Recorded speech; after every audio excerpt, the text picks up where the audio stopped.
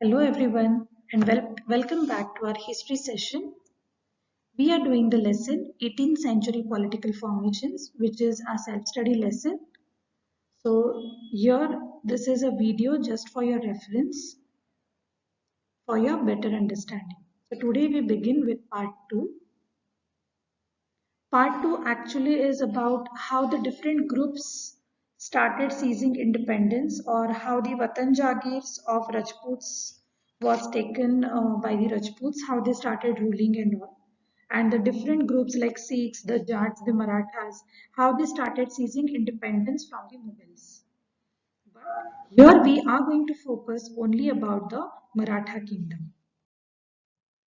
So to start with, or to talk about the Maratha kingdoms, we first will deal with Shivaji Maharaj, who was a very powerful leader, the son of Shahaji Raje Bhosle and a brave mother, Jizabai.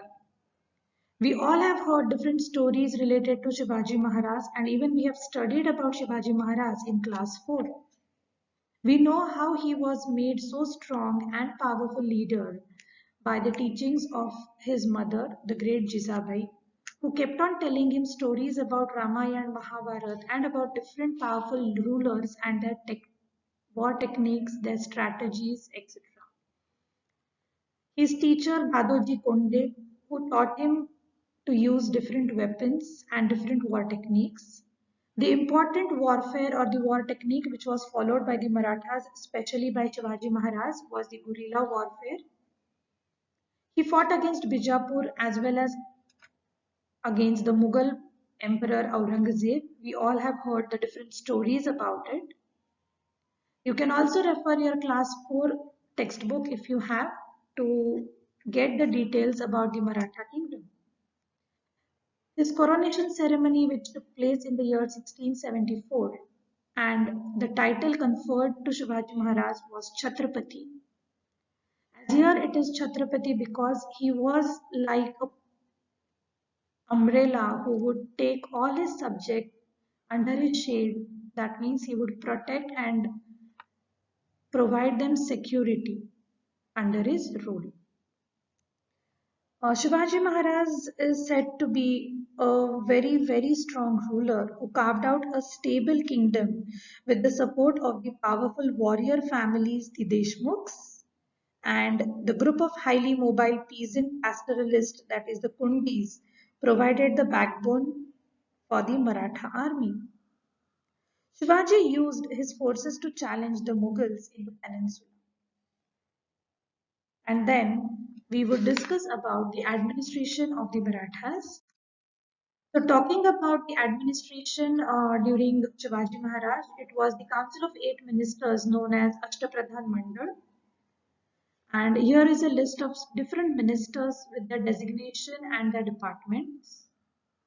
So as of the present or the modern day, we have the Council of Ministers who have different jobs assigned to them by the Prime Minister. It's the similar way we had the departments assigned to different ministers during the Maratha Kingdom. The Marathas, say in between 1720 to 1761, there were different laws which were passed, and then it was also they possessed the right to collect Chaut and Sardeshmukhi in the entire Deccan region. So here are the definitions about Chaut and Sardeshmukhi. You can also refer the definitions given on page 150 in your textbooks are passed too. Then talking about the Peshwas, after Shivaji's death, effective power in the Maratha state was wielded by a family of Chitpavan Brahmins who served Shivaji's successors as Peshwa or principal ministers. So here it was the position to equivalent to a modern day prime minister.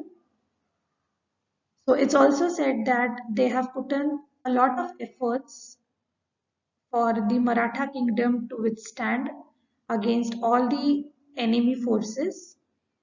They have helped a lot in administrative work They were of great help to Sambhaji Maharaj, and one of the important leader in the Peshwas was Balaji Vishwanath, who has contributed a lot during the fight against the Mughals. Then these are the different important rulers among the Peshwas, who was Bajirao I, also known as Bajirao Ballal, was the son of Peshwa Balaji Vishwanath.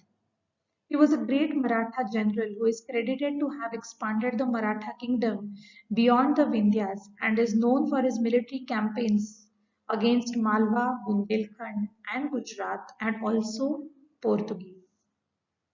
Then we have one more ruler who is Balaji Bajirao, who changed the capital from Satara to Pune, and so we say the Maratha capital is Pune. So now let's talk about the third battle of Panipat.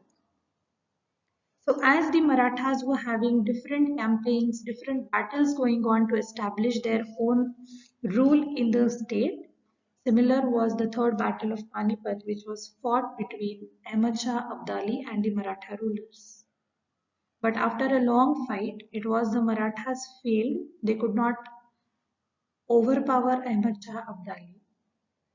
But after the war, when Ahmad Shah Abdali won the war, he returned to Afghanistan back. This was the time period which helped the English East India Company to enter the subcontinent for their trading purpose. As there was no strong ruler during this period of time, this was a great opportunity for the East India Company to establish their trading rule over here.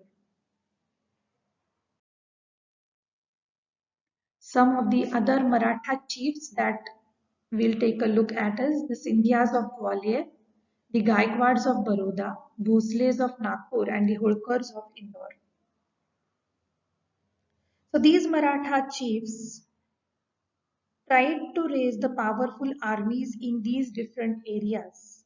The Maratha campaigns into Malwa during the 1720s did not challenge the growth and prosperity of the cities in the region.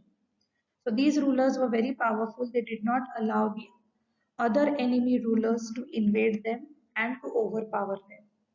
Ujjain expanded under the Scindia's patronage and Indore under the Holkars. So Holkars, we know Malhar Rao Holkar. Later, the Holkar dynasty, we can say, was ruled over or continued by Ahilyabai Holkar, one of the renowned female rulers. By all accounts, these cities were large and prosperous and functioned as important commercial and cultural centers. New trade routes also emerged within the areas controlled by the Marathas. The silk produced in Chanderi region was now found an outlet in Pune, the Maratha capital. Burhanpur, which had earlier participated in the trade between Agra and Surat, now expanded the hinterlands to include Pune and Nagpur in the south and Lucknow and Allahabad in the east. So this is all from my side about the lesson. If you have any queries, any doubts, do note it down. Read the lesson thoroughly and ask me your queries whenever we meet in our online sessions. So till then, thank you. Take care. Bye bye.